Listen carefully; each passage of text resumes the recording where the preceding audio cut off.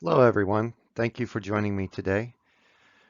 I want to discuss with you my recommendations for stemming the tide of increasingly costly staff flight at Locus Innovations.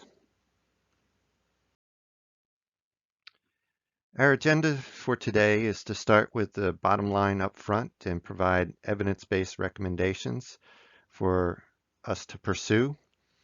Then I will spend some time to discuss the advantages of the systematic review process, including the power of synthesizing multiple studies, the importance of rigor and transparency, and an assessment of the evidence quality that I've found, and also the benefits of using the scientific method over industry fads or popular reporting.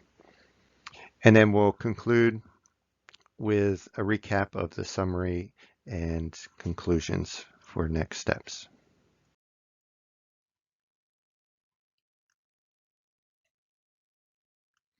I selected the systematic review conducted by Menezes and Kelleher in 2011 on the evidence of flexible working arrangements and their association with organization and individual performance. De Menezes and Kelleher analyzed 148 studies, 28 of which included evaluations of employee turnover and retention. 13 of the 28, or 46%, showed positive correlation between flexible work arrangements and reduced employee turnover. 15, or 54%, showed no association, and none of the studies showed a negative correlation.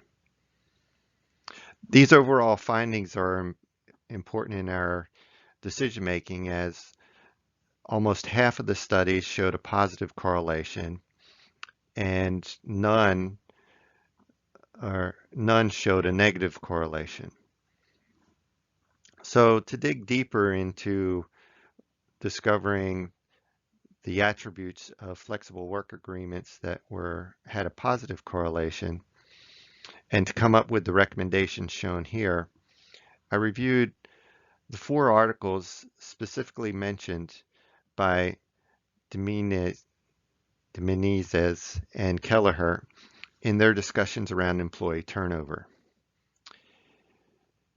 The recommendations that I extracted and are applicable to Locus Innovations include to permit voluntary flexible working schedules.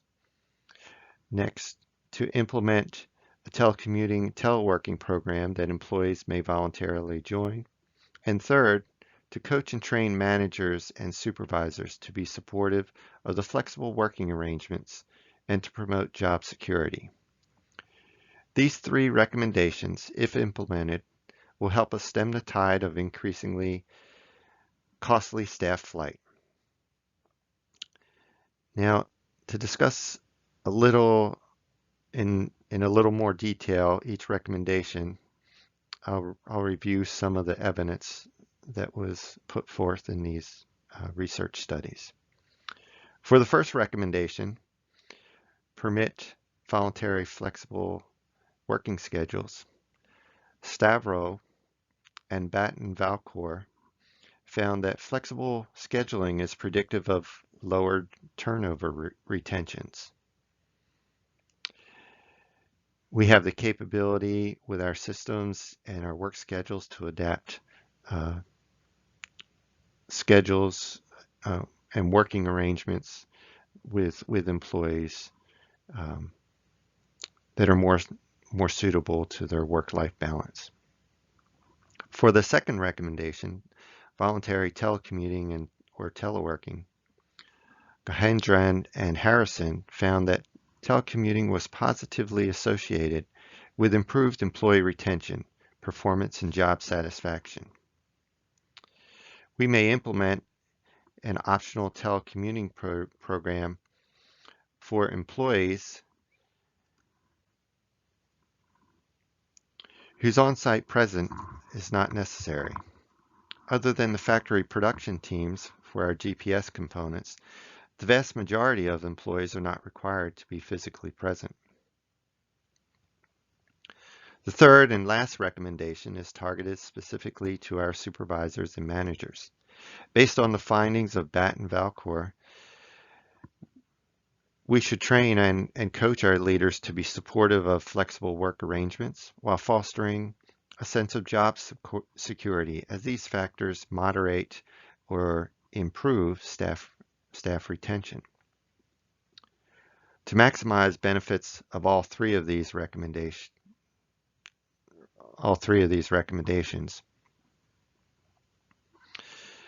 we should implement them in combination, as the benefits of the combination are expected to be greater than any one element alone. That is, the whole combination is greater than the sum of the parts. And this finding is based upon evidence provided by Batt and Valcour.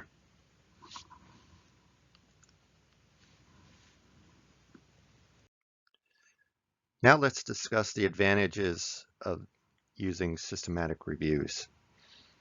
And we'll start by reviewing the power of synthesizing multiple studies. As Tranfield, Denyard, and Smart note, inadequate or incomplete evidence seriously impedes policy formulation and implementation. A systematic review uses a methodology that promotes objective assessment and synthesis of evidence from multiple quality sources. The power of synthesizing multiple studies comes from the accumulation of many assessments on a focused topic to understand the latest findings from a collection of reliable evidence. This evidence, viewed through the lens of the locus innovation needs, culture, and strategy, provides sound input for improving staff retention. Now let's discuss the rigor and transparency in a systematic review. Rigor and transparency are two of the goals of the systematic review process. Scientific rigor is the application of a consistent methodology to ensure comprehensive and objective analysis. And transparency is the clarity with which authors present their study in terms of the rationale, need, methods, findings, conclusions, limitations, and potential conflicts of interest. There is some debate within the academic community about whether scientific research can be transferred and applied to real-world scenarios, such as the one of the costly staff flight that we are facing at Locus. However, Hodgkinson and Russo make a convincing argument that rigorous scientific studies are relevant to practical application. Systematic reviews are an effective way to close the gap between researchers and practitioners, and transparency of the documentation is critical to appropriately apply research findings to real-world practice. Now let's discuss my assessment of the evidence quality that was presented in the systematic review and the individual articles that I evaluated. The benchmark and evaluation tool that I developed for assessing the systematic review and its related articles is a blend of the fitness for purpose, the weight of evidence, and TAPUPAS study assessment criteria. Fitness for purpose reminds us to evaluate the study through the lens of our needs at Locus Innovation. Using weight of evidence, I considered the value of each piece of evidence relative to each other. For example, a study's research question, methods, and findings are of highest importance for our needs. TAPUPAS further refines the assessment by targeting specific attributes.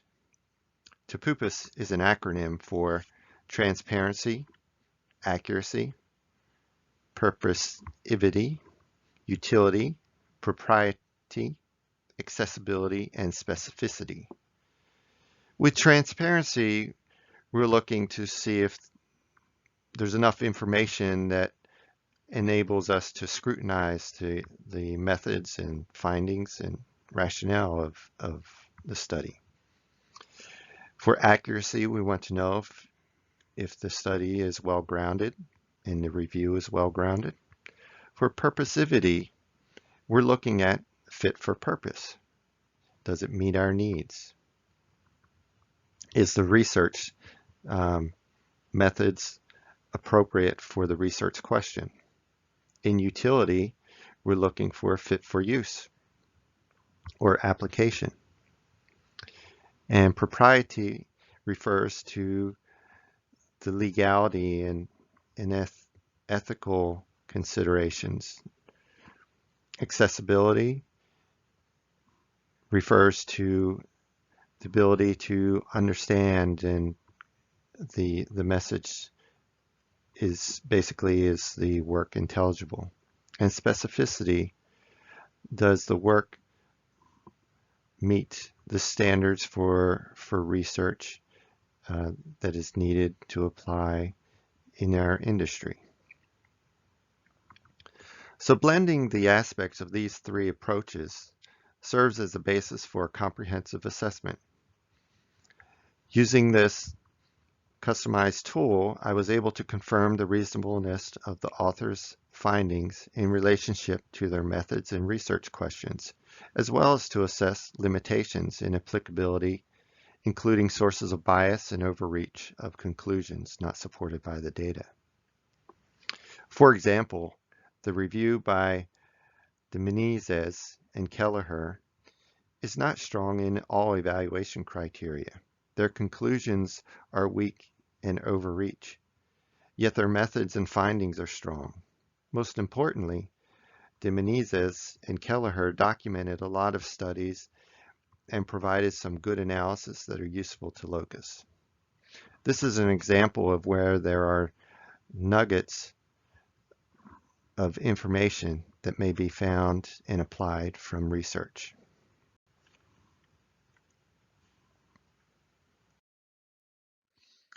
This is the final slide on the advantages of using a systematic review process. It is entitled Use of the Scientific Method. My recommendations based on the systematic review are far more reliable than they would be if we simply adopted popular but empirically untested management fads to address Locus Innovation's challenges. The use of the scientific method as applied through the systematic review process and the tools for assessment of evidence quality provide the best available evidence for critical decision making. The scientific method approach results in recommendations that are systematic, rigorous, transparent, repeatable, reliable, accurate, and provide confidence in our decisions and actions.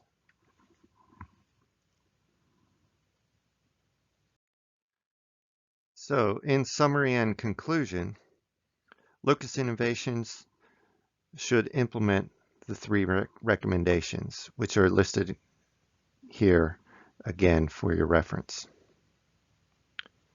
Continued use of the systematic review process and consistent criteria for evaluation of research will help us address the current issue of staff retention, as well as benefit our decision-making process in the future.